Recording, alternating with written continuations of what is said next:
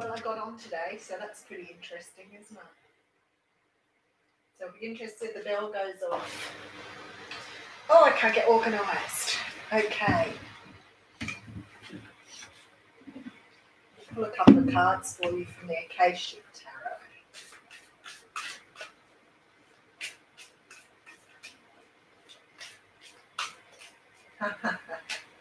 You did hear the bell.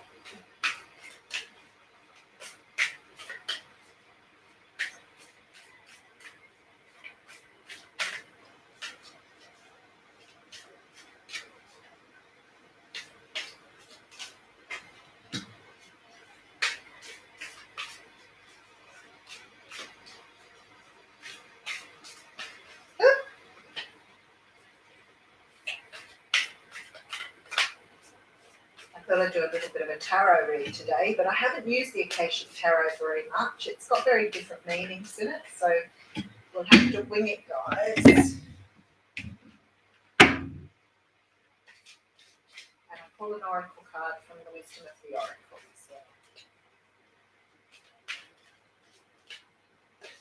as well. Oh, Between Worlds, very nice. Okay, for the tarot, looks like there's two cards there. I don't think there is. What did I get? Queen of Roses.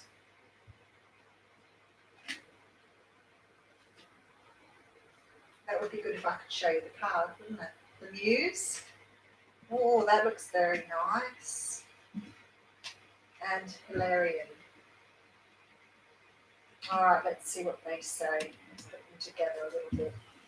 Such a beautiful deck, but it's very different to the standard tarot.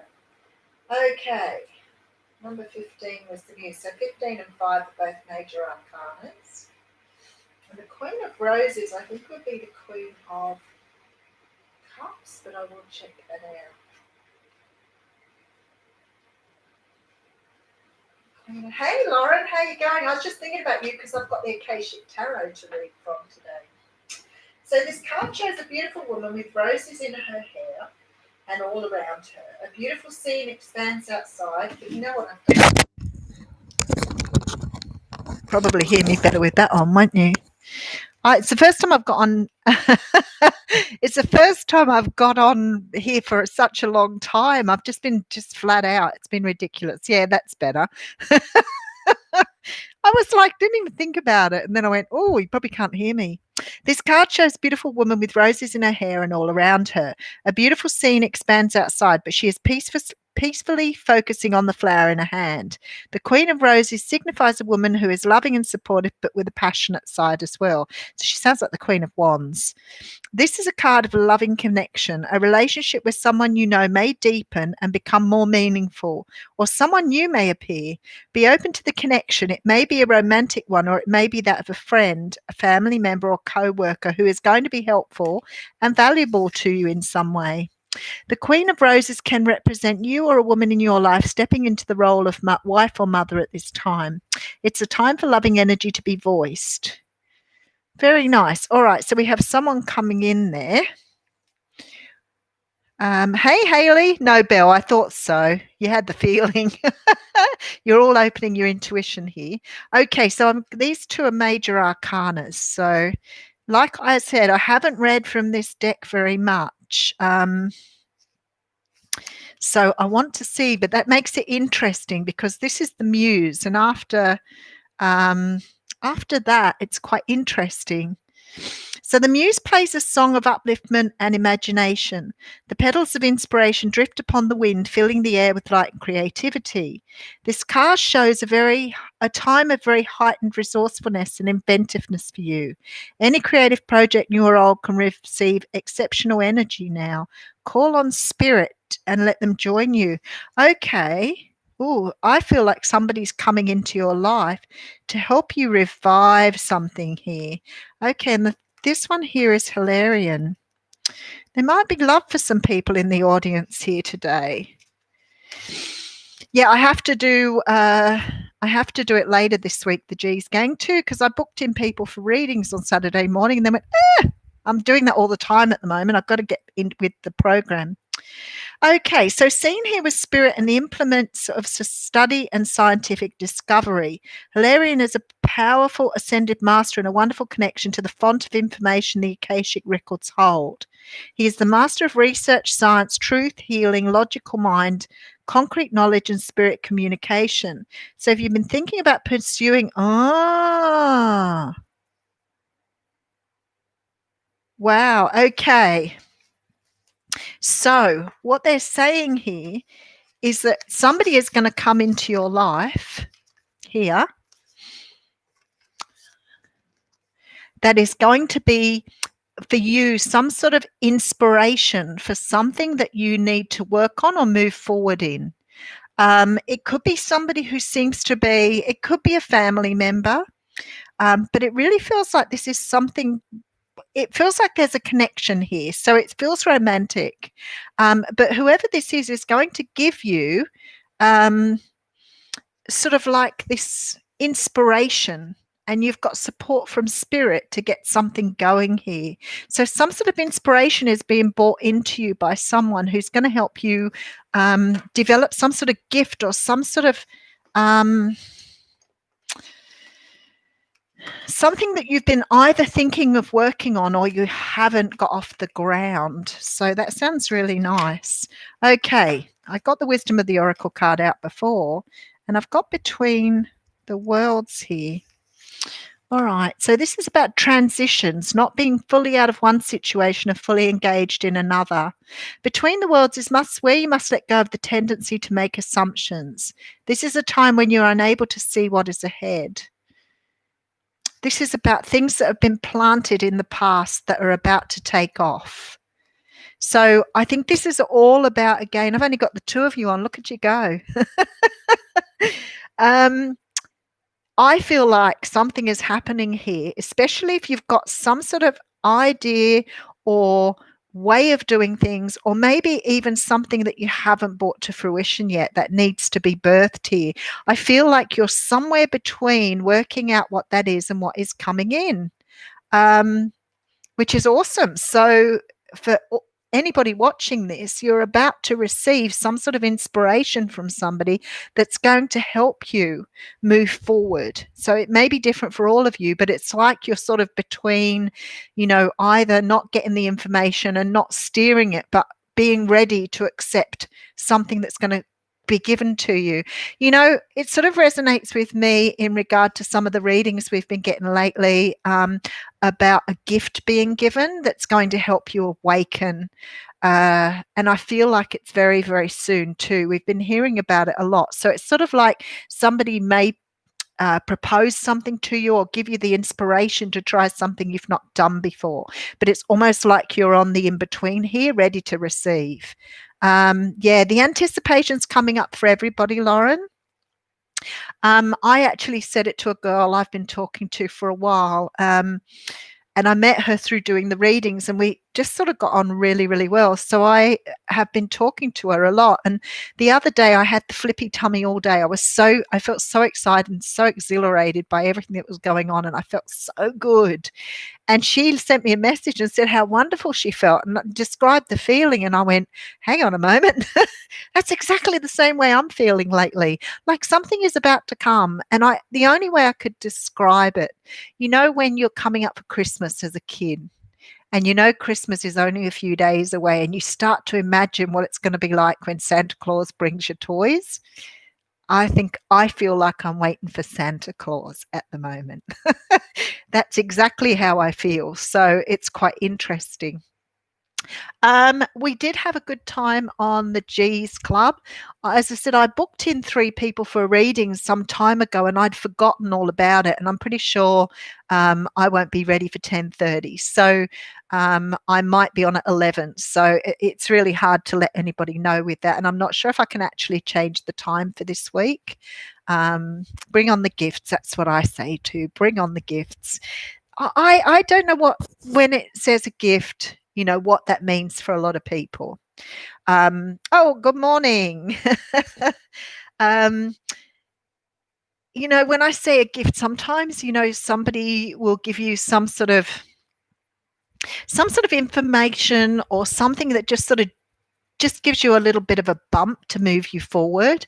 And sometimes we don't really see it coming. So hopefully, winery lunch with your mum and sisters. Ooh, nice. That sounds lovely. I've just been flat out. I can't believe how busy I've been. And then with work as well, because I can't use at the moment my Surface Pro or my laptopy thingy. And this morning I had to do all my meetings by phone, which is a little bit, it's not much fun when you're on the phone and everybody's talking about what they can see on their screen. It's pretty dull. So I ended up sort of hopping out early and doing that. But yeah, very interesting. So did any of you get up to anything nice on the weekend? The full moon and eclipse, yes. Actually, I slept really well last night, which was surprising because normally I don't. But I slept from, I think, 9:30 till 5 o'clock, which is a pretty good sleep for me. And my Fitbit did tell me I'd woken up quite a few times, but I couldn't remember it, which is always good. Yeah, no, I didn't do any waking up. I did see people posting beautiful pictures of the moon, though, which was beautiful. It looked like cheese. You know, when you're a kid and somebody's told you the moon is made of cheese, it always reminds me of Wallace and Gromit because they were going to go to the moon because it was made of cheese. But it did look like cheese on the photo I saw. So yeah, I've had a big jump in subscribers, probably on and off for the last couple of weeks. I don't know what's going on. The universe seems to be in charge of that. So, you know, if I have a big jump, I'm always so excited to see that the jump is there, obviously. But I'm also getting a lot of other stuff. And one of the people who we've sort of been talking a little bit, and he had a reading from me. That's how we first met. And he sent me a text last night and said to me, Yvonne, you better go and check the messages on your YouTube channel, which I hadn't done. And I went in and had a look, and we've got people posting sex sites on the comments. I don't really know that I can stop it. I've seen one or two before, but yesterday they got in and posted on every reading. There was a post for a sex site. I can't remember exactly what they were at certain times or whatever. And I was like, really? Why would you be doing that? The majority of people who would be watching the channel would be female, unless you're all into watching young girls or whatever it was. I just reported the spam, but I've done it before. They just make up a whole new profile and off they go again. So I report every time. I think it's a good responsibility for people to get into the habit of doing it. But at the end of the day, it's just too easy to make up a profile and start again. And then we start complaining because, you know, we're asked to provide all this sort of identification. I don't know if you've been finding since COVID started, every time I book an appointment now, they want a deposit, which is really weird. So my dentist wanted a deposit. What else was it I did? Dentist. Beautician wanted a deposit, and somebody else. And I was like, what is going on in the world now? Everything's changing. It's either people have got too suspicious and weird, or else people have become more kind, and it just seems to be there's nothing in between. So yeah, so a lot of people now becoming very different since all this has happened. And I keep thinking maybe YouTube will have to start asking people for ID rather than allowing people just to start up YouTube channels for the sake of sort of young girl stuff. You've done the same thing, Hayley. Yeah, it's really odd, isn't it? I've never had that before. I mean, it comes off your bill, which is great. I don't have a problem with it coming off the bill, but I've got, like, you know, if I make 10 appointments at $50 a go, that's like $500 I've got to outlay just to hold on to appointments. And that's a little tough. So I'm thinking YouTube's got to find some way perhaps to I mean, it would be getting a bit frustrating if every time you made up a YouTube channel, somebody reported the spam, they close your YouTube channel down for the spam, and then they just go and open another one again. Well, you could do that as many times as you want to. And I'm sure that a lot of them are, what do they call them? Bots. because it just was standard for all of them, exactly the same thing, but all under different people's names. But it's quite interesting. So I'm figuring they'll have to do something to stop people from rorting that system. What can you do? YouTube is such a great resource for all of us, and I don't really want to lose doing this on YouTube. It would be really disappointing. So you just have to put up with it. And normally I'm really, quite vigilant in going in and making sure, you can turn your comments off, but I love hearing from all the people that write. I think that would be awful not to hear from people that are writing. I think the other option too is maybe have some way of taking certain words out so people can't use certain words. That might help.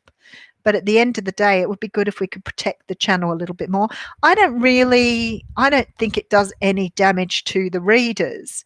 But it's certainly a little bit sort of uncomfortable having somebody write about, young girls and sex on the YouTube channel. And I would imagine some people would get offended by it, but there has to be some way to do it. Hold comments for review in the settings. Yeah, I could probably do that. If I can do that, that's a good idea. And then just go in. But I've been just taking them out as I've been going. And when this guy wrote to me, I just went on and took them all out. But there was one under every video that I'd done. So there was like 13 videos. All of them had these comments underneath.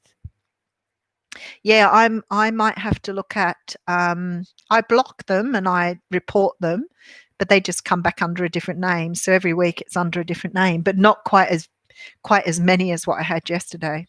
But I'll have a look at that and see holding comments for review, because I do like to take people's comments on board, and I do enjoy reading all the beautiful people that write to me. And I know people like to do that, but just unfortunate. So how did the soccer go on the weekend? Yes, you can, Hayley. You can block them as well and report spam. Yeah.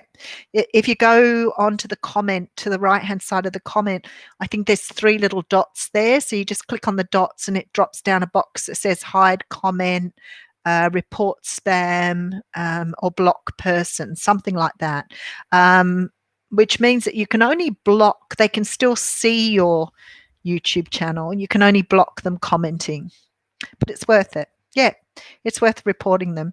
Yeah, so I was going to say, how did you go with soccer on the weekend, Lauren? Do both your boys play soccer?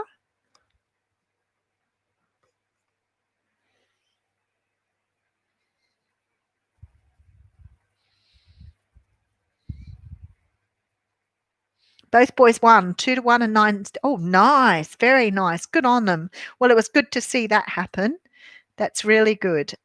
Scott came on and he was at the football, and then he was yelling and his microphone was on, and I had to block him out in the end because it was just too noisy. We couldn't hear what people were saying. I don't think he realized that we could hear everything going on. But yeah, that was quite funny. So what else is happening? I decided now I don't want to be carrying around all this extra weight that I gained through COVID, which I know everybody has a problem with. I had a beautiful clip on YouTube the other day that had these big round creatures trying to get back into the ground.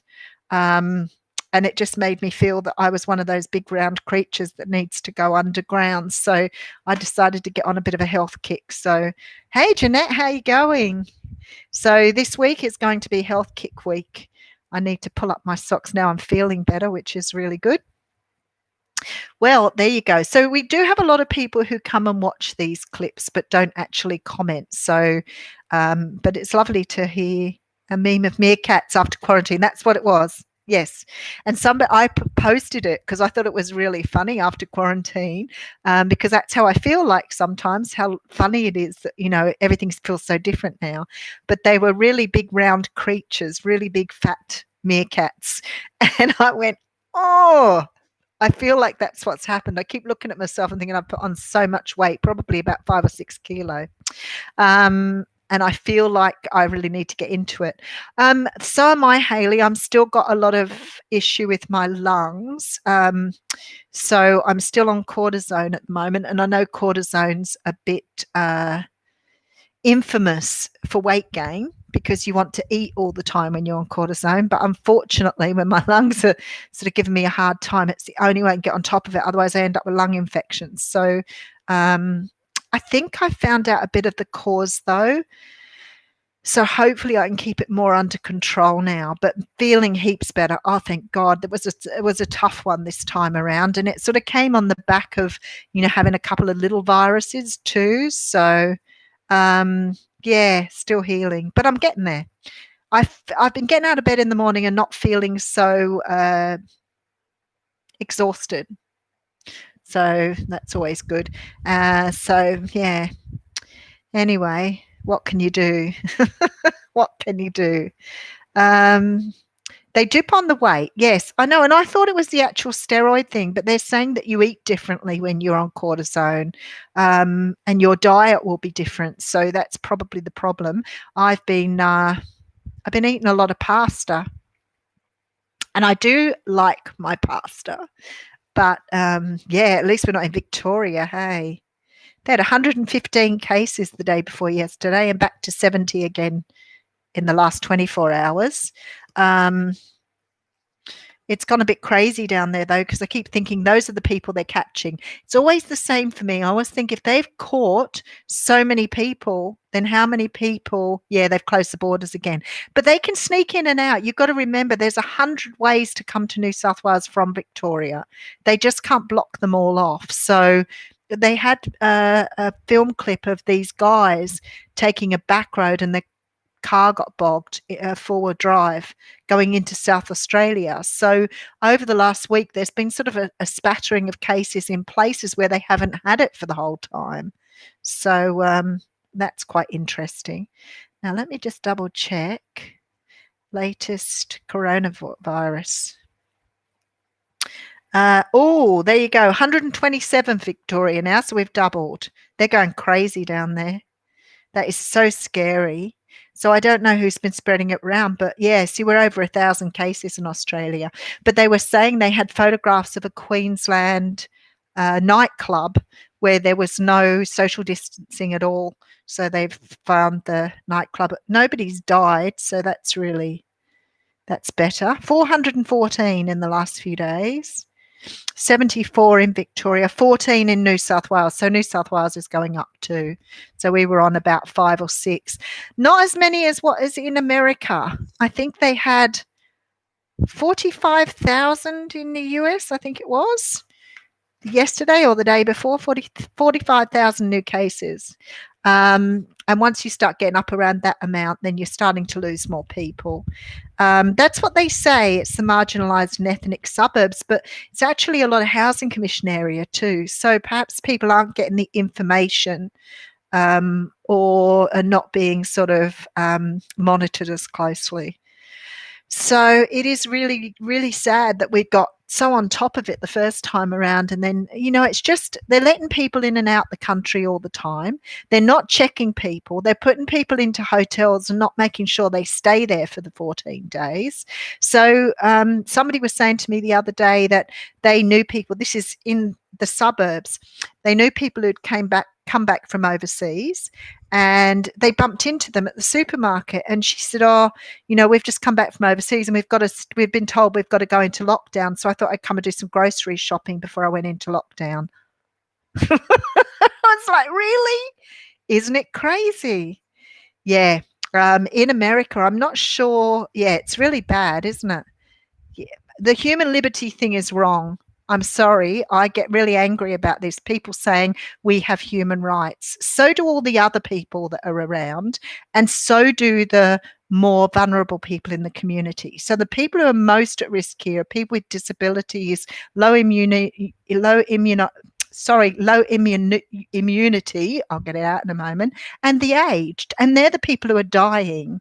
So these people who say I'm not taking the test, I have a right to say no, are actually putting so many more people at risk by doing that. So I don't agree with it. I think it should be compulsory to have a test done. I cannot believe that we allow people to say it's my right not to be tested. Well, if you're going to kill off more people, then you certainly have a responsibility. And I think if you're going to be doing this stuff and we can't keep you tied down in a hotel room, that fining people isn't enough either. Um, yeah, exactly. And refusing testing. I think it's wrong. I'm sorry. I'm all up for, looking after people, but when it comes to the more vulnerable in the community, there is no human rights issue here other than the one that you're affecting other people for. And then they give people a fine, and I think, if you give someone a fine and they can't afford to pay it, I can turn around and say, well, okay, I've got a $50,000 fine. I'll pay you back at $2 a week. And they have to accept that. So I think that when people do this and they refuse testing, we should give them community work and make them get out in the community with the aged and vulnerable and work to help them. That will teach them. I'm all up for that. Listen to me. Listen to me getting on my high horse. They don't even find them, Jeanette was saying, where she is. Yeah, it's crazy, isn't it? And they've even developed a spit test now so that people don't have to have the swab in the nose. So they've tried to make it easier on people, and people are refusing to spit. I think they should be absolutely coming down really hard when it's been found, other people have been infected by them. Because in theory, if you're driving a car under the influence of alcohol and you kill someone, you can go for manslaughter. What is it when you go out with a virus, fully knowing you're sick, and you kill people? Should we be not taking that more seriously? So I don't know. That sort of blows me out a little bit. And I can't remember what I was going to look up on the phone now. So there you go. I had all ready to have a look up something. I'm always me, sadly. Well, not sadly. Sometimes I think I shouldn't be so outspoken, but not on here. But I just think that mic drop. I just think sometimes we've got so much into this, preserving the rights of people who don't really give two hoots about other people. If you're a community-minded person and you understand that something is for the greater good, then you would be happy to see it done for the greater good.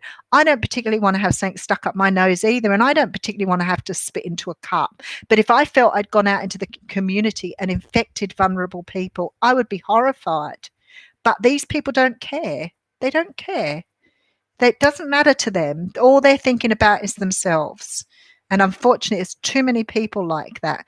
I'm all for the greater good too, Hayley. Like sometimes I don't particularly like, rules being enforced for the greater good. But sometimes I think, well, you know what? We have to do that. We have to do that. It's really important. And if we've got people coming back from overseas, not giving two hoots about who they infect and what goes on, well, really and truly, what sort of place are we living in? When people want to yell human rights all the time, well, who's yelling for the human rights of people who are most vulnerable in our community? And we know with this virus that it's mostly about old people and people with disability and low immune systems. That's been proven over and over. The only good thing here is we have a good health system, and we've still only lost 104 people. So we still are managing, but we've got a lot in hospital at the moment.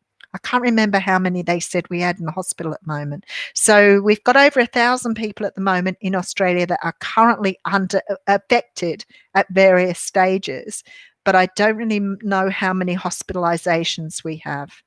But I would imagine, like with Victoria, especially with the population they have down there, that they would probably have a lot of aged people who are, especially if we're talking housing commission areas too, a lot of pensioners and older people who don't have, who would probably be more vulnerable to hospitalisation. Yeah, it's wrong, isn't it? It's really wrong. Let me just have a look at how many people are currently in hospital. Cases admitted to hospital.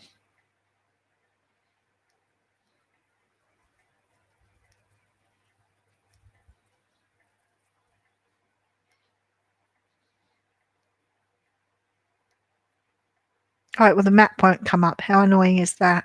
Okay, let's just Google.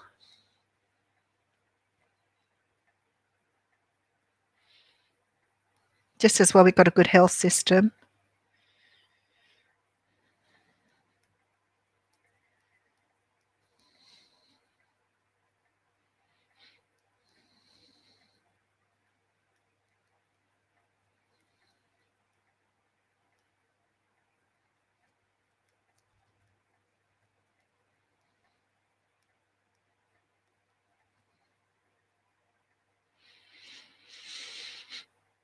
Oh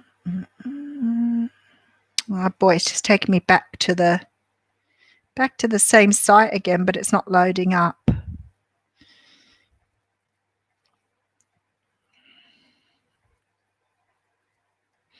So total cases in Australia at the moment is, so we had total cases 8,449. Total cases recovered. So we have about 1,100 people currently sick at some stage or another. Daily reported cases by infection, age, and I love the way they still call it sex rather than gender. Cases, we've done 942,000 tests in New South Wales. That's heaps. Currently admitted to hospital. So we have 30 people currently in hospital in Australia. In New South Wales, there's only 2, but they have 26 people currently in hospital in Victoria. So, yeah, I'm the same, Laura. And if it means that everybody's going to be safe, I just think that, yeah, that, well, we'd hope that it doesn't affect most people. You know, like the survival rate's really, really good. And most people would just experience any other, like a light flu, maybe even nothing. I mean, that woman who took it into the aged care home said she had a runny nose. Well, my nose runs all of the time. And right now it's running. Excuse me. So, I mean, runny nose is no indication. A lot of people are asymptomatic. But the thing is, at the end of the day, the people who are most affected are 60 and older, and very much between 70 and 80 years old. That's the big one. So, you know, people are surviving it, great, but they're also taking it home to their parents and their grandparents. Yes. So, I mean, what can you do? At the end of the day, it is, you know, flu season. We'd all get sick at this time of the year with something, most of us anyway. But at the end of the day, if it's going to create such dreadful circumstances for some of the people in our community, I mean, we have sort of lost children over the world, not so much here. I think we had one person in their 30s here, but that was the youngest one. So I know that they have had it in children, but they're now saying that, you know, with some of this COVID, that it stays in the body. They don't know if you become resistant, whether it's likely to come up again later.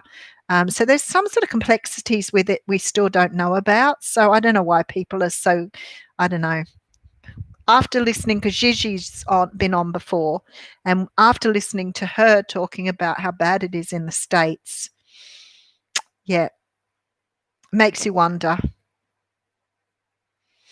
Yeah, and it is really hard, isn't it? Because, you know, I kept looking at, in America, they're making people wear masks.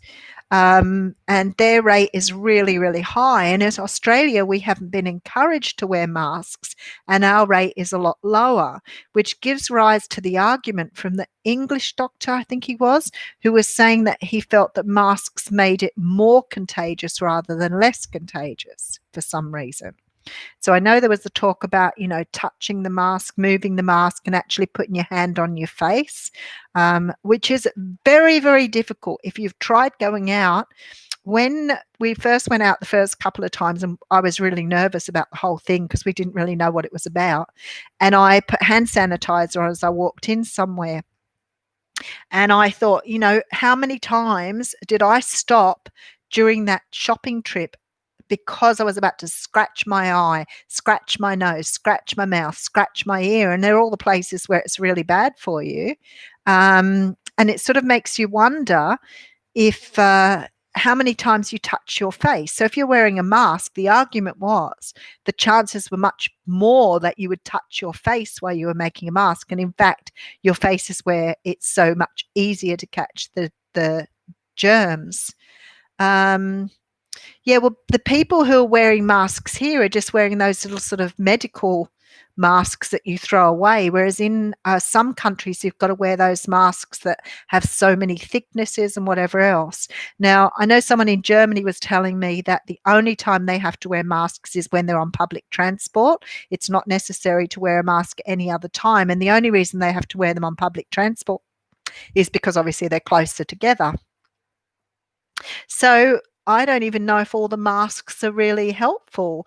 My understanding is once the mask gets saliva on it, it's no longer going to stop anything from coming through. So I have no idea. So whether or not it will come to a point here where we have to wear the masks, I don't know. But they certainly have a lot of people being infected in the States at the moment. I mean, Jane was on the other day and she said, what was it, 14,000 cases for that day for the 24-hour period in Florida. And then they're doing 45,000 positive cases daily. That's a lot of people. And if every one of those people knows who they've been around, that's great. But I wonder how many people they've crossed paths with who wouldn't have a clue. So, very interesting. Anyway, I better get going. Lovely to chat as usual. Bit of my allowing me to sort of do a bit of a spit. Yeah, see, that's what I mean. Here in Australia, we haven't been encouraged to wear masks at all. There has been, we go out and you might see a lot of Asian people wear masks because I know they did with SARS as well. So they do wear masks, but a lot of people don't. And when it first came in, we were told not to wear masks. It was too risky. So that sort of makes me wonder too. So it'll be interesting to see. But they're saying that once the mask gets wet from saliva, it doesn't stop anything from coming through anyway. So that was the argument. The social distancing has definitely worked for the most part, because we know that when it does break out, it's in places where it's highly populated and people are sort of in full force. So, I mean, they were losing over 1,000 people in Britain. They were losing over 1,000 people a day dying. And I think they've got that down to 70, 80 people a day at the moment. So it certainly helps. The social distancing is a very big one, but it's interesting. Anyway, I'm going. Nice to catch up with you all. Well, not you all. There isn't that many people here. So hello to all the people that are on but haven't talked, which is cool. I love that because they come and talk to me later and say, we were on listening to you. So much love to you all. Take care, and I'll try and get on tomorrow. Mwah.